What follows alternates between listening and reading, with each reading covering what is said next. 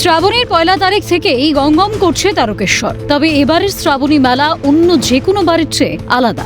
বাংলায় প্রশাসনিক পালাবদলের পর একেবারে নতুন রূপ ও রাজকীয় আড়ম্বরে সেজে উঠেছে তারকেশ্বর ধাম, যা আগে কখনো দেখেনি তারকেশ্বর। এবার ঘটল সেটাই। মুখ্যমন্ত্রী শুভেন্দু অধিকারীর ঘোষণা মতোই রবিবার বালিগড়ির অস্থায়ী হেলিপ্যাডে নামল চপার। আর সেখান থেকেই তারকেশ্বরের বিধায়ক সন্তু পানের উপস্থিতিতে আকাশ থেকে হেলিকপ্টার করে পুণ্যার্থীদের ওপর ছড়ানো হলো পুষ্পবৃষ্টি। বিধায়কের কথায়, বাংলার মানুষ পরিবর্তনের রাম রাজত্ব এনেছে, আর তাই দেবাদিদেবের ভক্তদের এভাবেই স্বাগত জানানো উচিত।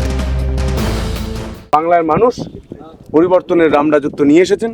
সেই রাম রাজত্বে দেবাদিদেব মহাদেবের যারা ভক্ত আসছেন, তাদের পা এবং তাদের মাথায় যেভাবে পুষ্প বর্ষণ করা প্রয়োজন, সেটাই আমরা করছি। দেবাদিদেব মহাদেব বাবা তারকনাথ এত বছর ধরে এখানে রয়েছেন, কিন্তু তাঁর যে শ্রাবণী মেলা, সেই শ্রাবণী মেলা যে বড় আকারে, তাঁর যে ভব্য আকারে করা প্রয়োজন, সেটা কোনোদিন কেউ ভেবেছে এই সরকার, এই রাজ্যের মুখ্যমন্ত্রী।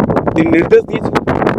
মুখ্যমন্ত্রী হওয়ার শপথ পরের দিনই আমার ফোন করে কথা যখন হয়েছে, তিনি বলেছিলেন তোমার মেলা পরিকল্পনা যা যা পরিকল্পনা হয়েছিল তিনি 100%, 99.99% নয়, 100% করে দিয়েছেন।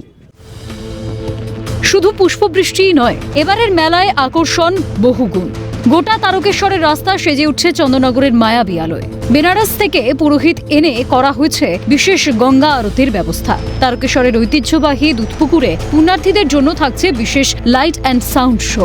শেওড়াফুলি ও বৈদ্যবাটির নিমাই তীর্থঘাট থেকে জল নিয়ে প্রায় 37 কিলোমিটার রাস্তা পায়ে হেঁটে রওনা দিচ্ছেন লক্ষ লক্ষ মানুষ। প্রতি 5 কিলোমিটার অন্তর রয়েছে 24 ঘন্টার স্বাস্থ্য শিবির ও ওষুধ। গঙ্গায় কোনো দুর্ঘটনা এড়াতে প্রস্তুত ওয়াটার অ্যাম্বুলেন্স।